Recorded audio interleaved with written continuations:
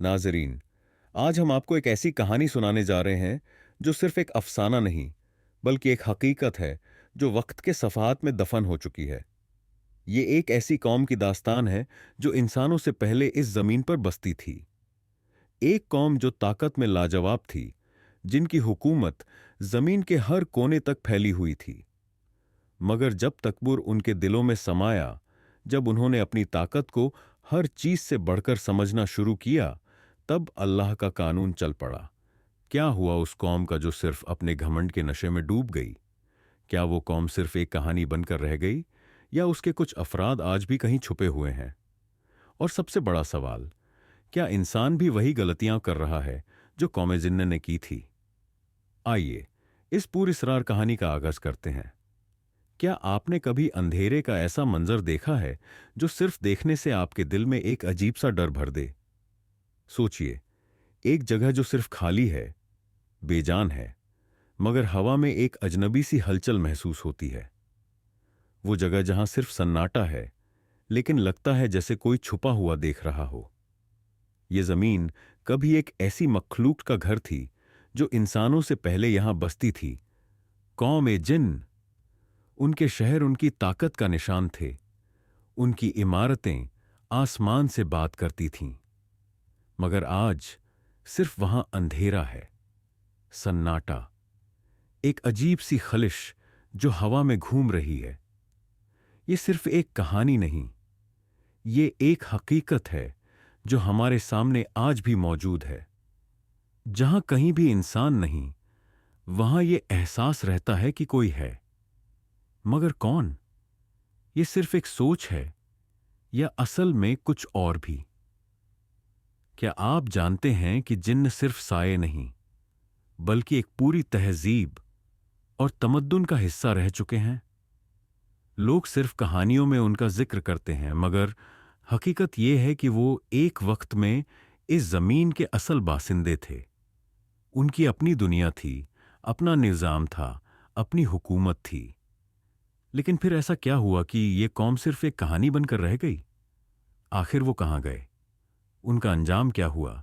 क्यों आज भी उनका जिक्र सिर्फ एक अजीब सी गूंज की तरह होता है, जो दिल में एक अजीब सी घबराहट पैदा कर देता है? ये कहानी उन लोगों की है जो सिर्फ ताकत पर ईमान रखते थे।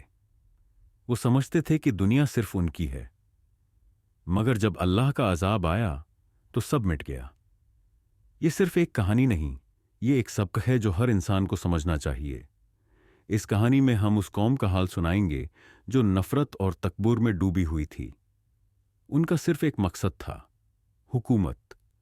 वो समझते थे कि वो दुनिया की सबसे ताकतवर मखलूक हैं। उनके शहर चमकदार थे, उनकी फौजें लाजवाब, मगर उनके दिल अंधेरे से भरे हुए थे। जब इंसान का वजूद भी नहीं बना था, तब वो जमीन के असल हुक्मरान थे। मगर जब एक कौम सिर्फ ताकत का नशा करती है, तो उसका अंजाम सिर्फ तबाही होता है। अल्लाह ने जब इनकी शिद्दत और फसाद देखा, तो एक फैसला किया, एक ऐसे अजाब का जो सिर्फ एक कहानी नहीं, एक हकीकत बन गया। मगर असल सवाल ये है, क्या आज का इंसान भी वही गलतियां नहीं कर रहा जो कौम जिन्न ने की थी? क्या हम भी एक दिन अजाब का शिकार होंगे? ये कहानी सिर्फ एक रूहानी वाकया नहीं, बल्कि एक हकीकत है जो कुरान और हदीस में मिलती है। लेकिन असल सवाल यह है, क्या हम इससे सबकर सीख सकते हैं? क्या हम समझ सकते हैं कि तकब्बुर का अंजाम सिर्फ तबाही होता है? अब हम उस असल कहानी की तरफ बढ़ते हैं जो हर शख्स को हिलाकर रख देगी। हजरत आदम अलैहिस्सलाम की तकलीफ से पहले इस जमीन पर सिर्फ जिन्न बसते थे। ये एक अजीम मखलूकत थी जिसे अल्लाह ने नूर और मिट्टी से नहीं, बल्कि आग से बनाया था। ये सिर्फ धुंधले साए या हवा नहीं थे, बल्कि एक मुकम्मल तहजीब और तमद्दुन का हिस्सा।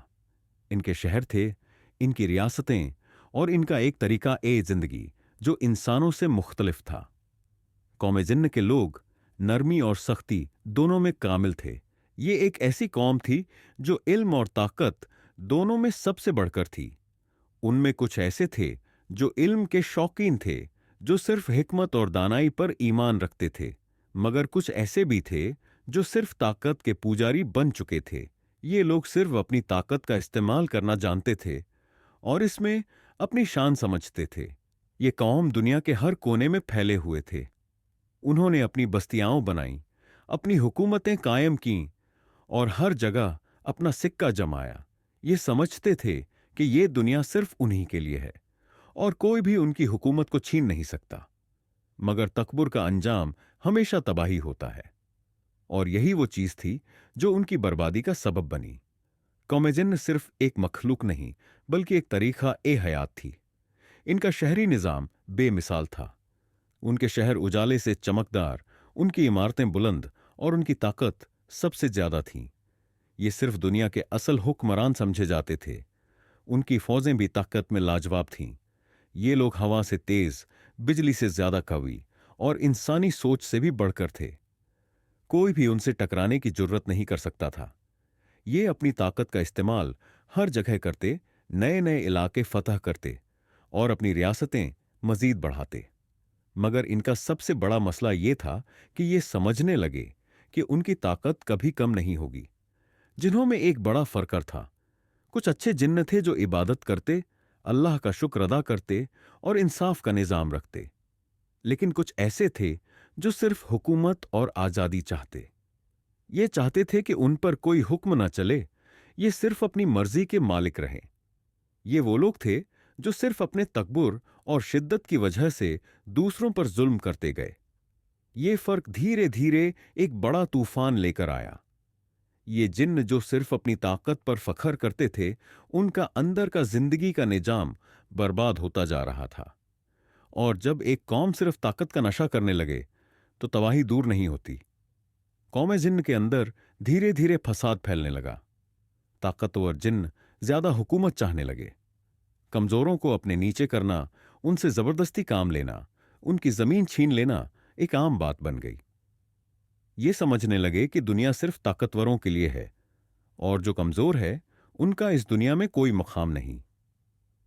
एक वक्त ऐसा आया कि इन्होंने सिर्फ अपनी ताकत का गलत इस्तेमाल नहीं किया बल्कि अल्लाह की इबादत से भी मुंह मोड़ लिया। ये समझने लगे कि उन्हें किसी की जरूरत नहीं, न अल्लाह की न किसी और की। ये सिर्फ अपने फैसले खुद करना चाहते थे। ये अपनी ताकत को हर चीज से ऊपर समझने लगे। मगर जब जुल्म हद से बढ़ जाए तो इंसाफ का वक्त भी नजदीक होता है। जब यह फसाद अपनी इंतहा को पहुंच गया, जब हर तरफ सिर्फ नफरत और घमंड का डोरा डोरा था, तब अल्लाह ने फैसला किया कि अब इनको सबक सिखाया जाए। अल्लाह ने अपने फरिश्तों को एक हुक्म दिया। वो हुक्म जो कौम ए जिन्न के तकदीर का फैसला करने वाला था। वो हुक्म जो सिर्फ उनकी दुनिया को नहीं, उनकी असल असलियत को भी मिटा देने वाला था। इंसान भी आज इसी फजूल, तकब्बुर और ताकत का शिकार हो रहा है। हर तरफ सिर्फ ताकत का दिखावा, सिर्फ हुकूमत की भूख, सिर्फ आजादी का घमंड है। मगर जो तकब्बुर में मुब्तला होता है, उसका अंजाम सिर्फ तबाही होता है। क्या इंसान भी वही गलतियां कर रहा है जो कौम जिन्न ने की थी? क्या हम भी एक दिन अजाब का शिकार होंगे? यही वो सवाल है जो हर इंसान को सोचने पर मजबूर कर देना चाहिए। फसाद अपनी इंतहा को पहुंच चुका था। जिन्न जो कभी इस जमीन के असल बासिंदे थे, अब सिर्फ अपनी ताकत के नशे में अंधे हो गए थे। उनके शहर जुल्म का मरकज बन चुके थे। छोटी छोटी कौमें दबाई जा रही थीं। जो कमजोर था उसके जीने का हक छीन लिया जाता। कोई किसी का दुख महसूस नहीं करता था। हर तरफ सिर्फ तकब्बुर का रास्ता था। लेकिन अल्लाह की रस्सी लंबी होती है, मगर जब खींच दी जाए तो सिर्फ तबाही रहती है। एक दिन फरिश्तों को एक हुक्म दिया गया। ये वो हुक्म था जो कौम ए जिन्न की तकदीर का फैसला करने वाला था। फरिश्तों का लश्कर तैयार हो चुका था। इस लश्कर की क़यादत हजरत जिब्रील अलैहिस्सलाम के हाथों में थी। यह सिर्फ एक जंग नहीं थी, यह अल्लाह का इंसाफ था। जब फरिश्तों का लश्कर जमीन पर उतरा तो कौम ए जिन्न ने पहली बार देखा कि उनकी ताकत के सामने एक और भी अजीम ताकत है। जहां भी ये लश्कर गुजरता, वहां सिर्फ तबाही रहती। उनके वो शहर जो बुलंद इमारतों से सजाए हुए थे, एक पल में मिट्टी का ढेर बन गए। उनके वो ताकतवर सरदार, जो समझते थे कि दुनिया सिर्फ उन्हीं की है, सिर्फ एक हुक्म पर मिट गए। हर तरफ सिर्फ चीखें थीं। जो जिन्न इन फरिश्तों के सामने आए, उनका कोई निशान भी बाकी नहीं रहा। ये सिर्फ एक जंग नहीं थी, ये एक अजाब था। और जब अल्लाह का अजाब आता है तो कोई भी उससे बच नहीं सकता। मगर कुछ जिन्न ऐसे भी थे जो इस अजाब से बच गए। ये वो लोग थे जो छुप गए, जो जंगलों में, अंधेरे रास्तों में और समुद्रों की गहराइयों में चले गए। ये वो जिन्न थे जो बाद में इब्लीस के साथी बन गए। ये वो थे जो उसी तकबूर का हिस्सा बन गए जो उनकी तबाही का सबब बना था। लेकिन उन्हीं में एक जिन्न ऐसा भी था जो इन सब से मुख्तलिफ था। उसने ये सब अपनी आंखों से देखा। उसने देखा कि कैसे उसके अपने लोग अपनी ही अहमकाना हरकतों की वजह से मिट रहे हैं। वो सिर्फ तमाशा नहीं देख रहा था, वो समझ रहा था कि यह तबाही किसी और की नहीं, बल्कि खुद कौम-ए जिन्न की अपनी की हुई थी। उस जिन्न का दिल बहुत बेचैन था। उसने अपने शहरों को जलते देखा। उसने देखा कि वो सरदार जो कल तक तकबूर में डूबे हुए थे, आज मिट्टी में मिल गए। जो कल सिर्फ ताकत पर फख्र करते थे, आज सिर्फ भूले हुए निशान बन गए। ये सब उसके सामने हो रहा था, मगर उसके पास सिर्फ एक सवाल था। ये सब क्यों? वो सोचने लगा, क्या ये अंजाम आद और समूद जैसी कौमों का भी था? क्या हम भी उन्हीं की तरह मिट गए? क्या हम भी एक दिन सिर्फ एक कहानी बनकर रह जाएंगे? इस जिन्न का दिल इस गम से भर गया कि एक पूरी कौम सिर्फ अपने घमंड और नफरत की वजह से मिट गई। लेकिन अब उसके पास सिर्फ एक रास्ता था, एक फैसला जो उसकी पूरी तकदीर बदल सकता था। या तो वो भी उन जिन्नों के साथ चला जाए जो इब्लीस के साथी बन गए, या फिर वो अल्लाह की रहमत की तरफ लौट आए। ये फैसला आसान नहीं था, मगर यह फैसला हर शख्स को एक न एक दिन लेना पड़ता है। ये जिन्न एक मोड़ पर खड़ा था। एक तरफ वो दुनिया जो सिर्फ तकब्बुर और नफरत से भरी थी, और दूसरी तरफ वो रास्ता जो सिर्फ अल्लाह की तरफ लेकर जाता था। अब उसे तय करना था कि वो किस तरफ जाएगा। और यह फैसला सिर्फ उसका नहीं था, यह फैसला हर इंसान का भी है। क्या हम भी वही गलतियां करेंगे जो कौम जिन्न ने की थी, या हम समझने वाले होंगे? वो जिन्न जो अब तक सबसे अलग रहा, जो अपनी कौम के तकबूर से दूर भागा, आज छुप कर सब देख रहा था। उसकी आंखें बरसती हुई आग के शोलों को देख रही थीं। धुआं हर तरफ छा गया था। चीखें हवा में गूंज रही थीं, मगर अब कोई मदद करने वाला नहीं था। कौम ए जिन्न का अंजाम लिखा जा चुका था। उसने देखा कि कैसे वो ताकतवर सरदार जो सिर्फ ताकत पर ईमान रखते थे, आज मिट्टी का हिस्सा बन गए। वो जो समझते थे कि उनके मकाम को कोई हिला नहीं सकता, आज उनका नाम ओ निशान भी मिट चुका था। ये सब देखकर उसका दिल एक अजीब सी सोच में डूब गया। क्या ये जरूरी था? क्या ये सब अल्लाह की तरफ से एक अंतहीन फैसला था, या ये उनकी अपनी गलतियों का अंजाम था? उसका दिल दुख रहा था। ये उन्हीं लोगों की बातें सुनकर बड़ा हुआ था। ये वही जिन्न थे जो कभी इसके अपने थे, मगर आज उनका वजूद भी बाकी नहीं रहा। दूर धुएं और शोलों के बीच उसने एक और चीज देखी। इब्लीस जो एक ऊंची जगह पर खड़ा था, सिर्फ देख रहा था, मगर उसकी आंखों में ना कोई पछतावा था, ना कोई गम, बल्कि उसके चेहरे पर एक अजीब सी मुस्कुराहट थी, जैसे वो सब कुछ होने दे रहा हो, जैसे ये उसी का प्लान हो। इब्लीस ने धीरे से अपने हाथ उठाए और कहा, यह बस शुरुआत है। मैं साबित करूंगा कि इंसान भी हमसे बेहतर नहीं है। वो भी तकब्बुर करेगा, वो भी हुकूमत का नशा करेगा, वो भी अपनी ताकत पर फख्र करेगा, और एक दिन वो भी इसी तरह तबाह हो जाएगा। ये सुनकर उस जिन्न का दिल और तेज धड़कने लगा। ये क्या कह रहा था इब्लीस? क्या इस सब के पीछे उसका हाथ था? क्या इसने ये सब पहले से ही सोच रखा था? क्या उसने कौम ए जिन्न को इस तरह तबाह होने दिया, सिर्फ अपनी बगावत को और मजबूत करने के लिए? वो समझ नहीं पा रहा था, लेकिन एक बात उसे महसूस होने लगी थी। सिर्फ तकबूर ही एक ऐसी चीज है जो किसी भी कौम को तबाह कर सकती है। कौमे जिन्न के साथ ये हुआ, आद और समूद के साथ भी यही हुआ था। और अगर इंसान भी तकब्बुर करेगा तो उसका अंजाम भी यही होगा।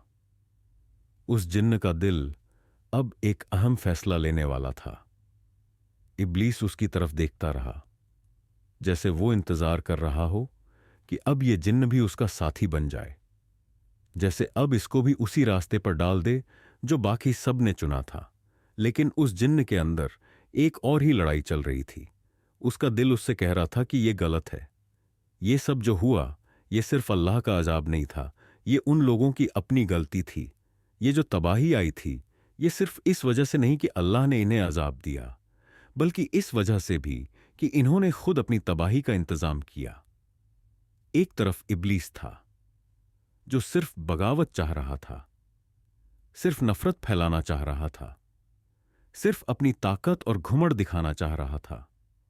दूसरी तरफ वो सच था जो इस जिन्न के सामने था। वो सच जो सिर्फ एक ही बात कह रहा था, अगर अल्लाह ने चाहा होता तो ये कौम बच सकती थी। अगर ये लोग अपने तकब्बुर को छोड़ देते, अगर ये लोग सिर्फ अल्लाह की बंदगी करते तो शायद ये अंजाम नहीं होता। लेकिन अब ये सब हो चुका था, अब सिर्फ एक रास्ता बचा था। उस जिन्न ने एक गहरी सांस ली। उसका दिल अब एक फैसला करने वाला था। क्या वो भी इब्लीस का साथी बन जाए? क्या वो भी अपनी नफरत को इब्लीस की बगावत का हिस्सा बना ले? या फिर वो एक नए रास्ते का इंतखाब करे, वो रास्ता जो अल्लाह की रहमत और माफी की तरफ जाता है, वो रास्ता जो तबाही और तकब्बुर के बजाय इंसानियत और शुक्र का है, वो रास्ता जो इब्लीस से अलग है। उसने अपनी आंखें बंद कर लीं। एक पल के लिए सब कुछ रुक गया। जब उसने आंखें खोलीं तो उसका फैसला हो चुका था। वो इब्लीस का साथी नहीं बनेगा। वो उस रास्ते पर नहीं चलेगा जो सिर्फ घमंड और तबाही की तरफ जाता है। वो एक नए रास्ते की तलाश करेगा। वो सिर्फ अल्लाह का बंदा बनकर रहेगा। मगर यह फैसला सिर्फ उसका नहीं था, यह फैसला हर इंसान का भी है। क्या इंसान भी वही गलतियां करेगा जो कौमे जिन्न ने की थी, या हम समझने वाले होंगे? वो जिन्न जो इस तबाही का गवाह था, जो सब कुछ अपनी आंखों से देख चुका था, अब सिर्फ तन्हा रह गया था। उसके आसपास सिर्फ खाली जमीन थी, जहां कभी एक ऐसी कौम बसती थी जो अपनी ताकत पर फख्र करती थी। अब सिर्फ सन्नाटा था, हवा का एक ठंडा झोंका जो इस तबाही की कहानी सुना रहा था। उसने फैसला किया कि वो दुनिया से अलग रहेगा। वो अपने आप को उसी रास्ते से दूर रखेगा जो उसकी कौम को तबाह कर गया। वो जिन्न जो कभी तकब्बुर में जीते थे, जो समझते थे कि अल्लाह का हुक्म सिर्फ एक कहानी है, आज सिर्फ मिट्टी का हिस्सा बन गए थे। उसके दिल में एक बात गहरी तरह उतर चुकी थी, जो कौम अल्लाह के हुक्म की नफरमानी करती है, जो सिर्फ अपनी ताकत पर फख्र करती है, जो अपने घमंड को सब कुछ समझती है, उसका अंजाम सिर्फ तबाही होता है। ये सिर्फ जिन्नों की कहानी नहीं, ये हर उस कौम की कहानी है जो नफरत और तकब्बुर में डूब जाती है। आद और समूद की कौम को भी उनके घमंड ने बर्बाद कर दिया। फिरौन का अंजाम भी इसी तकब्बुर की वजह से हुआ। और कौम जिन्न जो अल्लाह की एक अजीम मखलूक थी, सिर्फ इस वजह से मिट गई कि उन्होंने समझना छोड़ दिया था। इंसान भी आज इसी रास्ते पर चल रहा है। वो भी अपनी ताकत पर फख्र करता है। वो समझता है कि उससे कोई हारा नहीं सकता। उसका इल्म, उसकी टेक्नोलॉजी, उसकी ताकत, ये सब कुछ उसे एक लाजवाब मखलूक बनाता है। लेकिन क्या यह हकीकत है? क्या इंसान भी वही गलतियां नहीं कर रहा जो कौम जिन्न ने की थी? अगर एक कौम सिर्फ अपने घमंड में जीती है, अगर वो सिर्फ अपनी ताकत का सोचती है और अल्लाह के हुक्म को भूल जाती है, तो उसका अंजाम सिर्फ तबाही होता है। ये कानून हमेशा रहेगा, चाहे वो जिन्न हो, आद हो, समूद हो, फिरौन हो या आज का इंसान। अगर हम अभी भी ना समझें तो क्या हमें भी वही अंजाम भुगतना होगा जो कौम जिन्न का हुआ? क्या हम भी एक दिन सिर्फ एक कहानी बनकर रह जाएंगे? क्या हम तकब्बुर का शिकार होकर मिट जाएंगे, या अभी भी वक्त है कि हम समझ सकें